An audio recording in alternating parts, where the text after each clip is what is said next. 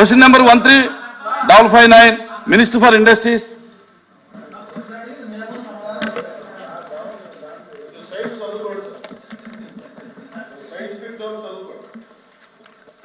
అధ్యక్ష ధన్యవాదాలు. మొదటి ప్రశ్నకి లేదండి, రెండో ప్రశ్న మూడో ప్రశ్న సేమ్, అది అప్లికబులే కాదు సార్. అది ఎందుకంటే అది ప్లానే లేదు, ప్రైవేటైజ్ చేసేకి వైజాగ్ స్టీల్ ప్లాంట్కి అసలు ప్లానే లేదు. ఒకటి అధ్యక్ష, ఏమైనా సప్లిమెంటరీ ఉందా చెప్పండి. ప్రభుత్వమేమో లేదు అని చెప్తుంది అధ్యక్ష, కానీ అక్కడ జరుగుతున్న పరిణామాలు మాత్రం ప్రైవేటీకరణకు అనుకూలంగా అడుగులు అయితే పడుతున్నాయి అధ్యక్ష. యాక్చువల్గా ఈ మధ్య అందులో మూడు బ్లాస్ట్ ఫర్నిస్లు ఉంటాయి, అందులో 2 ఆపేశారు అధ్యక్ష. అందులో ఒకటి మళ్ళీ ఈ మధ్య 10 రోజుల ముందు స్టార్ట్ అయింది, కానీ ఇంకొకటి క్లోజ్ అయిపోయి ఉంది అధ్యక్ష.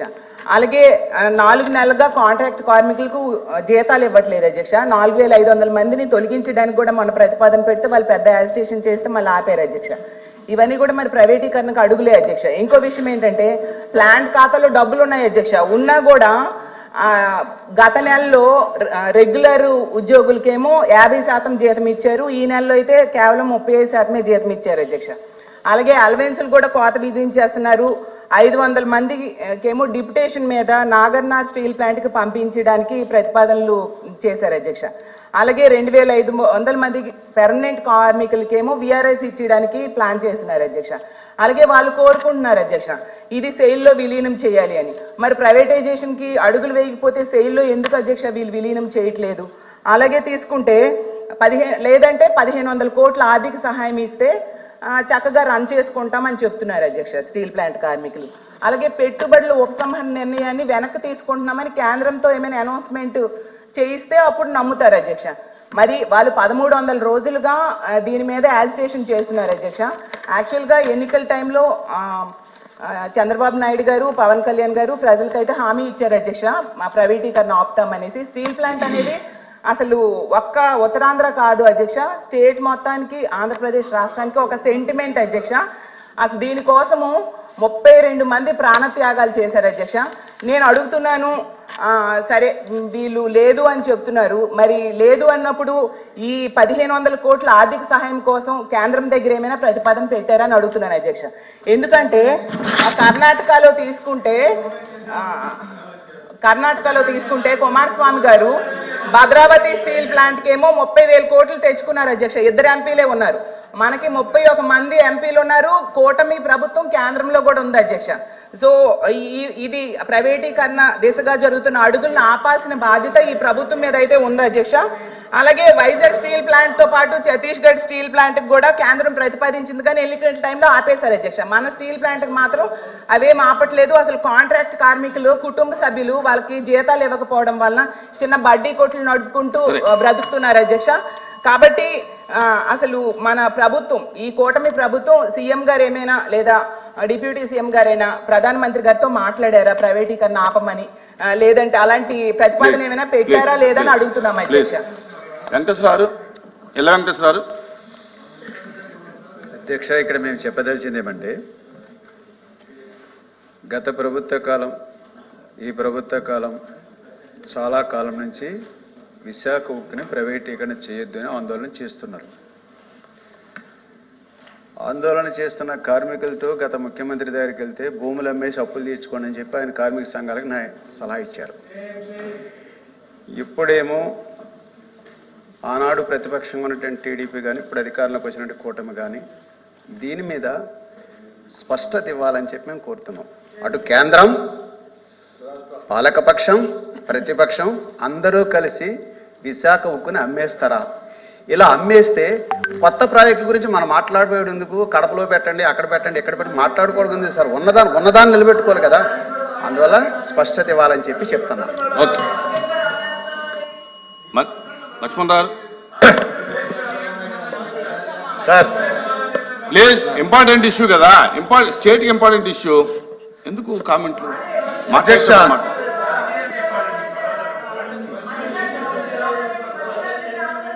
ఏమండి హలో అధ్యక్ష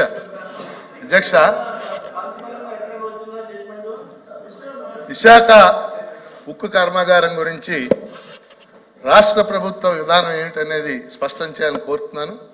స్పష్టంగా అడుగులు ప్రైవేటీకరణ వైపు పడుతున్నాయి అధ్యక్ష. బ్లాస్ట్ ఫర్నేస్ ఒకటి మూసేశారు ఇటీవల. పర్మనెంట్ కార్మికులకి వీఆర్ఎస్ ప్రకటించారు. అందుకే మీ ద్వారా ప్రభుత్వాన్ని కోరేది ఏంటంటే శాసనసభలోను శాసన మండలిలోను ప్రైవేటీకరణ చేయొద్దు అని కేంద్రాన్ని కోరతా కానీ డిమాండ్ చేస్తా కానీ ఒక ఏకగ్రీవ తీర్మానాన్ని చేసి కేంద్రానికి పంపాలని మీ ద్వారా ప్రభుత్వాన్ని కోరుతున్నాను. మంత్రి గారు. సార్, మనకి few months back HD Kumaraswamy గారు వచ్చారు సార్, యూనియన్ కౌన్సిల్ మినిస్టర్ గారు. క్లియర్గా చెప్పారు ప్రైవేటైజేషన్ చేయబోతలేదు అని క్లియర్గా చెప్పారు, స్టేట్మెంట్ ఇచ్చారు. ఇంకా అంతకన్నా క్లారిటీ ఏమి ఇవ్వాలో మాకైతే అర్థమవుతలే. ప్రైవేటైజేషన్ చేసే పరిస్థితి అయితే లేదు. ఈవెన్ లాస్ట్ టైం కూడా తెలుగుదేశం పార్టీ జనసేన పోరాడిన దానికే అప్పుడు ఉండే గవర్నమెంట్ రిట్ పిటిషన్స్ చాలా మంది ఫైల్ చేస్తే అప్పుడు ఆ ప్రెషర్ తట్టుకోలేకనే వాళ్ళు కూడా ఫైల్ చేయడం జరిగింది అధ్యక్ష. సో క్వశ్చన్ ఆఫ్ ప్రైవేటైజేషనే లేదు అని చెప్తున్నాం. ఇంకా అంతకన్నా క్లారిటీ ఏముంది? ఇప్పుడు రివైవల్ ఒకవేళ లాసెస్ ఉన్నాయి, లాసెస్ ఉంటే బోర్డులో కూర్చొని డిస్కస్ చేసి డిఫరెంట్ యాంగిల్స్లో వాళ్ళు ప్లాన్ చేస్తున్నారు. కొంత ల్యాండ్ విచ్ వాళ్ళ దగ్గర ఉండే హ్యూజ్ ల్యాండ్ బ్యాంక్లో కొంత ల్యాండ్ బ్యాంక్ది 24 acres ఏదో ఉంది, దాన్ని సేల్ చేసి దాని నుంచి ఇన్ఫ్యూజ్ చేయాలా ఫండ్స్ అనుకుంటున్నారు. ఇంకోటి టాటాతో టైఅప్ చేసుకొని MOU టైఅప్ చేసుకొని అక్కడ ఒక అరేంజ్మెంట్ చేసుకొని డెవలప్ చేయాలా బిజినెస్ గ్రోత్కి అనేది అదొక ప్లానింగ్ ఉంది. ఇంకోటి ఫోర్జ్డ్ వీల్ ప్లాంట్ అనేది ఒకటి ఉంది అధ్యక్ష, అది కూడా సేల్ చేసి దాంట్లో నుంచి ఫండ్స్ వచ్చేదాన్ని. So they are working on it. So అసలు ప్రైవేటైజేషన్ ప్లానే లేనప్పుడు ప్రైవేటైజేషన్ అయిపోతుంది, దాన్ని అడుగులు పడుతుంది అని చెప్పడం అనేది చాలా బాధాకరం. ఎందుకంటే వాళ్ళు తెలుసుకోవాలా, సబ్జెక్ట్ తెలుసుకోవాలా, లేదు అని చెప్తున్నాం. ప్రైవేటైజేషన్ అనేది ఛాన్సెస్సే లేదు.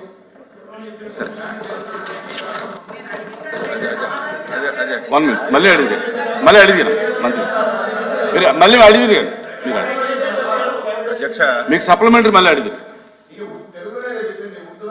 విశాఖ ఉక్కు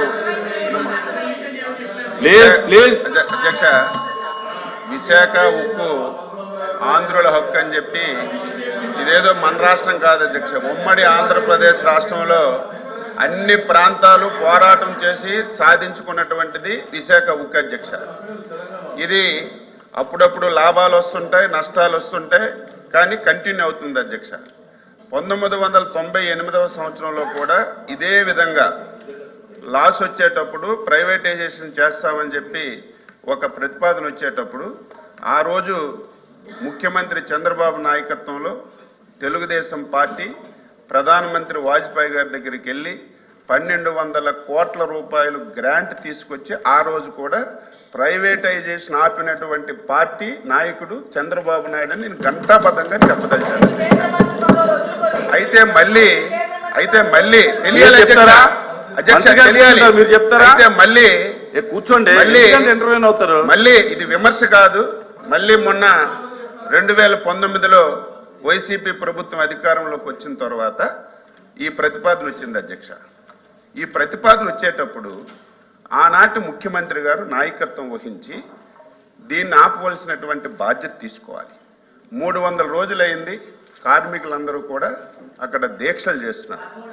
ఆ రోజు 1300 రోజులు. ఆ రోజు మా లోకల్ నాయకుడు పల్లా శ్రీనివాస్ గారు ఆ రోజు ఆమరణ నిరాహార దీక్ష కూడా చేశారు. ఆ రోజు మేమందరం వెళ్ళాం, మా పవన్ కళ్యాణ్ గారు కూడా వెళ్ళారు. ఎట్టి పరిస్థితిలో దీనికి ముఖ్యమంత్రి గారు నాయకత్వం వహించాలి, మీరు ఎక్కడికి రమ్మంటే అక్కడికి వస్తాము, మీరు ఏది చెయ్యమంటే చేస్తాము, ఒక డెలిగేషన్ మీరు ఢిల్లీ పట్టుకెళ్ళండి అని చెప్పి గొంతులు అరిచినట్టుగా మేము చాలా రకాలుగా రిక్వెస్ట్ చేస్తే కనీసం ఆ రోజు స్పందించలేదు అధ్యక్ష. ఆ రోజు స్పందించలేదు. మేము చెప్పాం, ఎన్నికల్లో చెప్పాం, ఎన్డీఏ పార్టీ చెప్పింది రేపు అధికారంలోకి వస్తే స్టీల్ ప్లాంట్ నెట్టి పరిస్థితిలో ప్రైవేటైజేషన్ కాకుండా ఆపుతామని చెప్పి స్పష్టంగా హామీ ఇచ్చాం అధ్యక్ష. మేము అధికారంలోకి వచ్చిన తర్వాత ముఖ్యమంత్రి గారు ఫస్ట్ విజిట్లోనే ప్రధానమంత్రి గారికి కుమారస్వామి గారికి కలిసి ఎట్టి పరిస్థితుల్లో ఇది ఆపాలని చెప్పారు అధ్యక్ష. వెంటనే కుమారస్వామి గారు ఒకరోజు స్టీల్ ప్లాంట్ విజిట్కి కూడా వచ్చారు అధ్యక్ష. అక్కడ స్టీల్ ప్లాంట్ యాజమాన్యం కార్మికులతో సమావేశం పెట్టి ఎట్టి పరిస్థితుల్లో ఇది ప్రైవేటైజేషన్ చెయ్యమని స్పష్టంగా ఆ రోజు ప్రకటన చేశారు. అయితే చాలా ఇబ్బందులున్నాయి, చాలా సమస్యలున్నాయి, వాళ్ళు పనితనం పెంచుకోవాలి, కార్మికులు కూడా ఇంకా కష్టపడాలి అని చెప్పి తప్పనిసరిగా కేంద్రం కూడా చెప్పింది. మేము మళ్ళీ మాటిస్తున్నాం. ఇది సెయిల్లో కలపడానికి కూడా ప్రయత్నం చేస్తున్నాం. ఎక్స్క్లూజివ్గా దీనికి మైన్స్ కూడా కొన్ని కేటాయించాలని ప్రయత్నం చేస్తున్నాం. మళ్ళీ విశాఖ ఉక్కు లాభాల బాటలోకి తీసుకురావడానికి మా ప్రభుత్వం, ఎన్డీఏ ప్రభుత్వం కృషి చేస్తుంది. ఎవ్వడికి అనుమానం అవసరం లేదు. విశాఖ స్టీల్ ప్లాంట్ ప్రైవేటైజేషన్ కాకుండా ఆపడానికి మా ప్రయత్నం చేస్తామని స్పష్టంగా చెప్తున్నాను అధ్యక్ష. పవన్ కళ్యాణ్ గారు కూడా దీని మీద మాట్లాడితే బాగుంటుంది. రాష్ట్ర ప్రజలకి ఓ భరోసా వస్తుంది. సార్ థ్యాంక్ యూ అధ్యక్ష. ముఖ్యంగా విశాఖ స్టీల్ ప్లాంట్కి సంబంధించి అధ్యక్ష, ఇది ఒక పార్టీకి సంబంధించో లేదంటే కొద్దిమంది ఒక ప్రాంతానికి సంబంధించి మొత్తం రాష్ట్రానికి సంబంధించింది. చాలాసార్లు పదే నేను అనేక సందర్భాల్లో కూడా చెప్పాను అధ్యక్ష. ఇది చాలా భావోద్వేగంతో చాలా త్యాగాల మధ్య నడుమున వచ్చిన స్టీల్ ప్లాంట్ అధ్యక్ష. ఇది గతంలో కూడా గత వైసీపీ పాలనలో కూడా అది ప్రైవేటీకరణ జరగబోతోంది. ఆ రోజున మన మంత్రి గారు చెప్తున్నాడు, అచ్చెన్నాయుడు గారు చెప్తున్నాడు, ఎందుకు ఆ రోజు ధర్నా చేశారు, వీళ్ళందరూ ఎందుకు వచ్చారంటే దానికి ఆ సమయంలో జరిగింది ఏంటంటే కొంతమంది కార్మిక సంఘాల నాయకులు కూడా ఎయిర్పోర్ట్కి వెళ్ళి అప్పుడు ముఖ్యమంత్రి గారు చెప్పిన మాటలు ఏంటంటే మేము దీన్ని కొంత భూమిని అమ్మేస్తాం, మీకు ఇస్తామని చెప్తే అది నిర్వీర్యం చేయడానికి వాళ్ళు ప్రయత్నం చేస్తే మేమందరం అడ్డుకున్నాం అధ్యక్ష, మా అందరితో సహా. ఇది మొన్న కూడా కార్మిక సంఘాల నాయకులతో కూర్చున్నప్పుడు ఇదే అభ్యర్థన ఇచ్చారు. ఇది ప్రైవేటీకరణ చేయకూడదంటే మీరు ఎంత కమిటెడ్గా ఉన్నారో మేము అంతే కమిటెడ్గా ఉన్నాం. 2021 ఫిబ్రవరిలో మేము అమిత్ షా గారిని కలిసాం అధ్యక్ష, హోంమంత్రి అమిత్ షా గారిని కలిసి వారికి నేను ఇచ్చింది కూడా ఏంటంటే ఇది మాకు చాలా భావోద్వేగాలతో కూడింది, చాలా త్యాగాలతో కూడింది, దయచేసి దీన్ని ఎట్టి పరిస్థితుల్లో ప్రైవేటీకరణ చేయకండి అని చెప్పాం అధ్యక్ష. అలాగే మీరు గతంలో కూడా 2019-14 ఆ సమయంలో డ్రెడ్జింగ్ కార్పొరేషన్ ఆఫ్ ఇండియాను కూడా దాన్ని ప్రైవేటీకరణ చేస్తామంటే మేమే ముందుండి దాన్ని ఆప్ చేసాం అధ్యక్ష. ఇది మేమేమనుకుంటే పబ్లిక్ సెక్టార్ యూనిట్స్ లాభసాటిగా ఉన్నాయి, లాభాల దిశగా నడుస్తున్నాయి, కొద్దిపాటి నష్టాల దిశగా నడుస్తున్నాయి, వాటిని ముందుకు తీసుకెళ్లాలి, ప్రభుత్వాలు పిఎస్యూస్ నడవాలనేది మా ఆకాంక్ష మా అందరిది.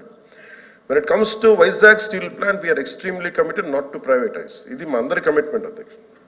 అలాగే దీనికి ఇందాక మంత్రి గారు చెప్తున్నట్టుగా దీన్ని రన్ చేసే ఇష్యూస్లో చాలా లోపాలు ఉన్నాయి అధ్యక్ష. దాన్ని స్కిల్ని ఎన్హాన్స్ చేసుకోవాలి, దాన్ని కొంత పెట్టుబడి కావాలి, దానికి కొంత క్యాప్టివ్ మైండ్స్ కావాలి, లాట్ ఆఫ్ ఛాలెంజెస్ ఉన్నాయి. ప్రతిసారి నేను కార్మిక సంఘాలతో కూడా ప్రత్యేకించి ఈ మధ్యన ఒక 4 రోజుల క్రితం కూడా మాట్లాడడం జరిగింది అధ్యక్ష. వాళ్ళు కూర్చోబెట్టి దానికి సంబంధించి మీరు ఒక సమగ్రమైన ఒక కార్యాచరణ ఇవ్వండి మాకు, మీరు వస్తే నేను కేంద్ర ప్రభుత్వం ప్రత్యేకించి నేను కూడా నాకు సంబంధించి నేను కూడా తీసుకెళ్తాను తెలియజేస్తాను అధ్యక్ష. So we are extremely committed not to private this. I hope you're all satisfied. Okay, LOP గారు కూర్చోం. అధ్యక్ష, ఇది చాలా సెంటిమెంట్తో కూడుకున్న అంశం అధ్యక్ష. విశాఖ స్టీల్ ప్లాంట్ ఇది ఇంతగా వారు చెప్పినట్టు ఇది ఒక పార్టీకో లేదా ఒక వ్యక్తికో ఒక సంస్థకో సంబంధించింది కాదు అధ్యక్ష. ఇది విశాఖ హక్కు, ఆంధ్రుల హక్కు. ఉమ్మడి రాష్ట్రంలో ఉన్న ఆంధ్రుల తాలూకు హక్కు అధ్యక్ష. 32 మంది ప్రాణత్యాగాలతో అయింది. ఇందాక మంత్రులు మాట్లాడుతున్నప్పుడు 1-2 విషయాలని వారు చెప్పడం జరిగింది. భూములు అమ్మేస్తున్నారు అప్పుడు ముఖ్యమంత్రి గారు తీసేద్దాన్ని. దానికి కావాల్సిన నిధులు సేకరించుకోవడానికి ఆ రోజు చెప్తున్న ప్రయత్నం అధ్యక్ష. ఈ 6 నెలల కాలంలో విశాఖ స్టీల్ ప్లాంట్ భూముల్ని 2 దఫాలుగా ఉన్న కొన్ని పీసుల్ని ఇప్పటికే ఆప్షన్లోకి నోటిఫికేషన్ ఇచ్చిన సందర్భాన్ని కూడా ఒకసారి గుర్తు చేస్తాను అధ్యక్ష. దాన్ని మేము వ్యతిరేకించమా? ఇది కాదు, ఇది డే టు డే యాక్టివిటీలో భాగం అధ్యక్ష. అది ఆ సందర్భంలో మాట్లాడిన దాన్ని రాజకీయాల్లో కూర్చోపించడం కరెక్ట్ కాదు అధ్యక్ష. ఏమైనప్పటికీ కూడా ఇది పూర్తిగా కూడా దీన్ని ప్రైవేటైజ్ చేయకుండా ఉంచాలి అధ్యక్ష. ఆ రోజు స్వయాన ప్రధానమంత్రి గారు విశాఖపట్నం సభకు వచ్చినప్పుడు సాక్షాత్తు ఆనాటి ముఖ్యమంత్రి జగన్మోహన్ రెడ్డి గారు మొత్తం సభా సాక్షిగా లక్షలాది మంది ప్రజలు ఉంటుండగా ఆ రోజు విశాఖపట్నం స్టీల్ ప్లాంట్ ప్రైవేటీకరణ చేయడానికి వీలు లేదు, మేము అర్థిస్తున్నాము, ఇది మా తాలూకా ఇది మా సెంటిమెంట్ అని చెప్పి ఆ రోజు ముఖ్యమంత్రి అడిగిన సందర్భాలు కూడా ఒకసారి జ్ఞాపకం చేస్తాను అధ్యక్ష. ఎందుకంటే ఇది అన్ని పార్టీల తాలూకు కమిట్మెంట్ వాళ్ళు తప్ప ఇది ఏ ఒక్కరితోనో అవుతుందో అనుకుంటే మాత్రం పొరపాటు అధ్యక్ష. ఏదైతే రాష్ట్రంలో దేశంలో ఉన్న మిగతా రాష్ట్రాల్లో జరుగుతున్న అంశాలు ఉన్నాయో ఆ ప్రకారమే దీన్ని కూడా అందరం సమస్యగా దీన్ని కాపాడుకోవడం బాధిస్తుంది. పూర్తిగా మా తరఫున మా పార్టీ తరఫున మా బాధ్యతగా ఈ హక్కుని ఏదైతే విశాఖపట్నం స్టీల్ ప్లాంట్ అనే దాన్ని ఏదుందో దాన్ని చేస్తే మాత్రం నేను దాన్ని పోరాడతాం అధ్యక్ష, దాన్ని కాపాడడం ప్రయత్నిస్తాం అధ్యక్ష. ఏదైతే ఇప్పుడు గౌరవ సభ్యులు చెప్పారో కూటమిలో నాయకులు అచ్చెన్నాయుడు గారు కానీ లేదా పవన్ కళ్యాణ్ గారు చెప్పారు, ఆ మాట మీద కట్టుబడి ఉండి ఈ దీన్ని ప్రైవేటీకరణ చేయాలనేది మా తాలూకా డిమాండ్ యాక్చువల్గా చేయాలని కోరుతున్నాం అధ్యక్ష. ఇంకా లేదండి, ఇంకా కూర్చోండి, అయిపోయింది. Question number 13634 minister for revenue reply చెప్తారా సార్? ప్రతిపక్ష నాయకులు బొత్స గారు అడిగిన దానికి సార్, ఆ రోజున కూడా మేము అడిగింది ఏంటంటే ఆల్ పార్టీ డెలిగేషన్ తీసుకెళ్ళండి అని మేము అభ్యర్థించాం sir. They haven't taken any initiative even then. We're real. ఆ రోజు నుంచి కూడా ఈ రోజు మేము ఒకటే కమిట్మెంట్తో మాట్లాడుతున్నాం, కానీ ఆ రోజున మేము అభ్యర్థించాం అధ్యక్ష, ఆల్ పార్టీ మీరు చేయండి, మేము తీసుకెళ్తాం, మేము అందరం వస్తామని మాట్లాడాం. Maybe they didn't consider it sir అధ్యక్ష. So we want to bring it to that. ఇంకా పెంచొద్దు ఇంకా చేయకపోతే అది రికార్డ్స్ లో ఉంటుంది అధ్యక్ష. ఆల్ పార్టీ డెలిగేషన్ తీసుకోవడానికి ఎవరికి అభ్యంతరం లేదు అధ్యక్ష. ఎప్పుడు ఈజ్ టైడ్ అప్. వినండి వినకపోతే చెప్తారుగా.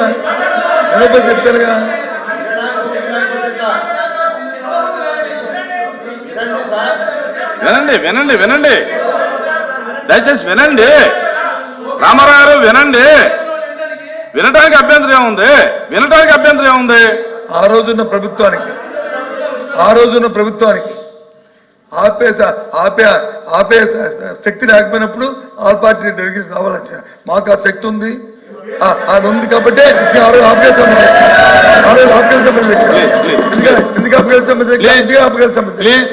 ఇవాళ దయచేసి అది చేయమని చెప్పి రిక్వెస్ట్ చేస్తాను. కూర్చోండి సరే, అచ్చెన్నాయుడు గారికి పెంచకండి. కూర్చోమ్మా.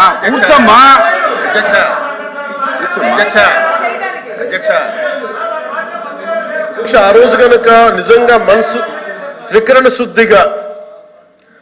శుద్ధిగా వారు కనుక ఆపండి ఉంటే అసలు ఈ రోజు ఈ ప్రశ్న ఉత్పన్నం అయ్యింది. అధ్యక్ష క్వశ్చన్ ఇస్ ఓవర్. కూర్చోండి. కూర్చోండి ప్లీజ్ కాంట్రవర్సీ అవుతుంది. Question number 13634 minister for revenue minister గారు ప్లీజ్ కూర్చోండి. అయిపోయింది, కూర్చోండి. కూర్చోండి. అయిపోయింది. క్వశ్చన్ అయిపోయింది. కూర్చోండి ప్లీజ్ కూర్చోండి. ఎందుకు కూర్చోండి. క్వశ్చన్ అయిపోయింది. మీరు ఇలాగా కూర్చోవయ్యా స్వామి, కూర్చో రావులో కూర్చో.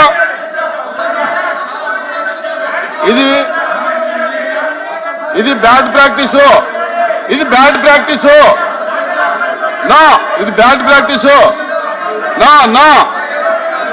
ఇలాగ మీరు బెదిరిస్తే మైక్ ఇస్తాననుకోవటం అది అసంభవం. మీరు ఈ రకమైన ప్రాక్టీస్ మానేయండి.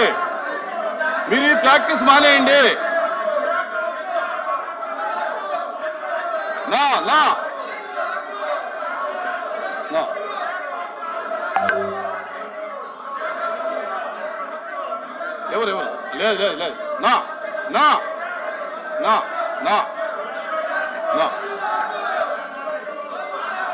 ఎవరు ఆ క్వశ్చన్ అయిపోయింది. ఏమో లేదు, అది లేదు. అరే ఎందుకు వస్తారా మీరు? ఏంటి, దేనికి వస్తారు మీరు దేనికి వస్తారు చెప్పండి. మీరు దేనికి వస్తారు? మీరు దేనికి వస్తున్నారు? సార్ కూర్చోండి, కూర్చోండి, మినిస్టర్ గారు కూర్చోండి, మినిస్టర్ గారు కూర్చోండి. ఒక్కరు చెప్పండి, ఒక్కరు చెప్పండి ఎందుకు వస్తున్నారు? మీరు మీరు ఇనయ్యా, ఇనయ్యా, ఇనమ్మా, ఇనో ఇన ఏనండి, మీరు మీరు మీరు ఎందుకు వస్తారు ఇక్కడికి? మీరు ఎందుకు వచ్చారు చెప్పండి. ఏంటది? నా కూర్చోండి, కూర్చోండి. నా నా నా నా ఇలా వస్తే ఇవ్వను, ఇలా వస్తే ఇవ్వను, ఇలా వస్తే ఇవ్వను.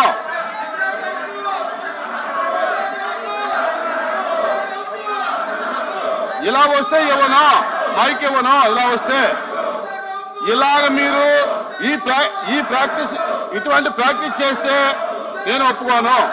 నా నా నా కూర్చోండి, దయచేసి కూర్చోండి, ప్లీజ్ కూర్చోండి, ప్లీజ్ ప్లీజ్ కూర్చోండి. నా నా నా ఇవ్వను. ఇలా మీరు ఈ రకమైనటువంటి ప్రాక్టీస్ చేస్తే ఇవ్వను, నా ఇవ్వను. నా the house is exhale for 5 minutes. అరే మీరు చెప్పక్కర్లేదే, ఆయన అడుగుతాడు ఇస్తాం. అరే నేను ఇదే ప్రాక్టీస్ వద్దన్నా, అరే అదే ఇదే వద్దన్నా. ఇప్పుడు ఎల్ఓపి గారు అడిగితే ఇస్తాం. ఎల్ఓపి గారు అడిగినా, మంత్రి గారు అడిగినా, ఎల్ఓపి గారు అడిగినా, మంత్రి గారు అడిగినా ఇస్తాం, ఇవ్వని కాదు. మీరందరూ లేచి గొడవ చేస్తే ఇస్తే, అంటే మీరు గొడవ చేస్తే ఇవ్వాలా, లేకపోతే మీరు రికమెండ్ చేస్తే ఇవ్వాలా? అది నో, అది that is black practice. Sir LOP గారు మీరు అడగాలనుకున్నప్పుడు మీరు, సార్ మీకు ఆ హక్కు ఉంది, ఎల్ఓపి గారు మీకు ఆ హక్కు ఉంది, మీరు అడగండి, నేను ఇస్తాను, ఇబ్బంది ఏమి లేదు. ఈ రకమైనటువంటి ఒత్తిడి లేకపోతే ఈ రకమైనటువంటి ప్రాక్టీస్ అనేది చెప్పుకోవడానికి అడిగాను తప్ప ఇంకేవద్దు. చెప్పండి చెప్పండి, మీరేం చెప్తారు అధ్యక్ష? ఈ విషయం నేను మాట్లాడిన 2 సార్లు కూడా చెప్పాను అధ్యక్ష. ఇదేమీ రాజకీయ ఉపన్యాసం కాదు, రాజకీయ లబ్ధి కోసం కాదు, ఇది ఆంధ్రుల సెంటిమెంట్ సంబంధించిన అంశమైన చెప్తాను. అదే విషయాన్ని సరే ఏ భాషలో చెప్పినా, ఏ భావంతో చెప్పినా, అచ్చెన్నాయుడు గారు మాట్లాడినప్పుడు అదే భావన వ్యక్తం చేస్తారు. సరే 1-2 మాటలు ఏవచ్చినా సరే, అలాగే పవన్ కళ్యాణ్ గారు కూడా ఆయన కూడా భావం వ్యక్తం చేశారు అధ్యక్ష. మరి ఈ నేపథ్యం అందరూ ఒకే మాట మీద ఉన్నాం కాబట్టి, అందరి భావం ఒకటే కాబట్టి, అందరి తాలూకు ఉద్దేశం ఒకటే కాబట్టి, ఇందా గౌరవ సభ్యులు కోరాం కదా, అందరూ కలిసి విశాఖ స్టీల్ ప్లాంట్ ని ప్రైవేటీకరణ చేయడానికి లేదు, ఈ తీర్మానం ఏకగ్రీవంగా ఈ హౌస్ రిక్వెస్ట్ చేస్తున్న తీర్మానం చేయాలని మా తీర్మానం చేయమని రిక్వెస్ట్ చేస్తాం. అందుకని అచ్చెన్నాయుడు గారు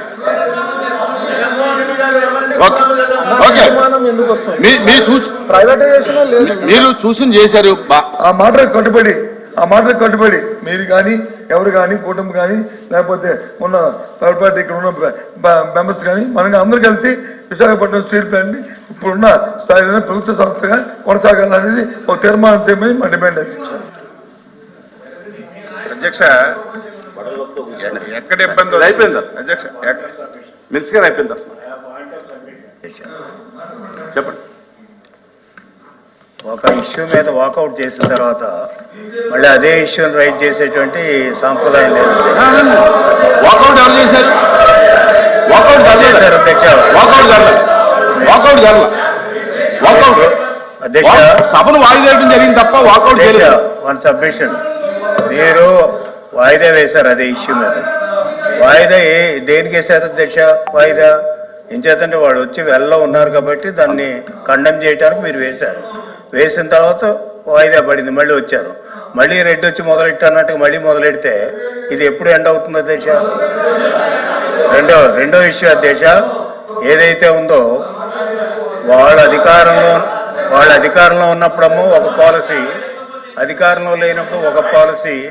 ఎంచేతంటే ఇటువంటి ఇష్యూ ఎంచేత మొదటి నుంచి తెలుగుదేశం పార్టీకి కానీ తెలుగుదేశం ప్రభుత్వానికి కానీ ఒక కమిట్మెంట్ ఉంది.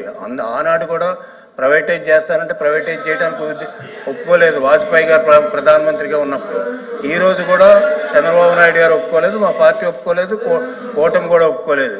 ఒప్పుకోలేదని చాలా క్లియర్గా చెప్తే దీని ఇష్యూని కంటిన్యూ చేయడం కరెక్ట్ కాదు, ఇష్యూ చేయడం కూడా కరెక్ట్ కాదు అధ్యక్ష. ప్లీజ్ ప్లీజ్ అచ్చెన్నాయుడు గారు, అచ్చెన్నాయుడు గారు, రైట్ అధ్యక్ష. ప్లీజ్ ప్లీజ్ అచ్చెన్నాయుడు గారు. ఎక్కడొస్తుందంటే గత ప్రభుత్వంలో అఖిలపక్షం తీసుకెళ్లి మీరు ప్రెజర్ పెడదామనంటే ఆ రోజు మాకు ఆ బలం ఉంది, ఆ శక్తి ఉంది, అందుకే అఖిలపక్షం తీసుకెళ్లేదని చెప్పి అపోజిషన్ లీడర్ గారు చెప్పారు అధ్యక్ష. అధ్యక్ష ఆ రోజు ఏదో లక్షల మంది సభ పెట్టి ముఖ్యమంత్రి గారు అది చెప్పారు. అవేళ ప్రధానమంత్రి గారు ఏమైనా స్పందించారా, లేకపోతే ఆపుతామని చెప్పారా? ఎందుకు ఆగలేదు అది?